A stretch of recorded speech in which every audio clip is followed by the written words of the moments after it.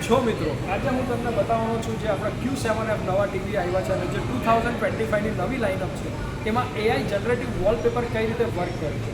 તો સૌથી પહેલાં તમારે હોમ બટન પ્રેસ કરવાનું છે, હોમ પેજ પર આવી જવાનું છે. અહીંયા આગળ આર્ટ તમને દેખાશે, ત્યાં આર્ટ પર તમારે જવાનું છે. આર્ટમાં આપણે જેવા જશું રાઈટ, ત્યાં આગળ એકદમ નીચે બોટમમાં તમને જનરેટનું આઇકન મળી જશે.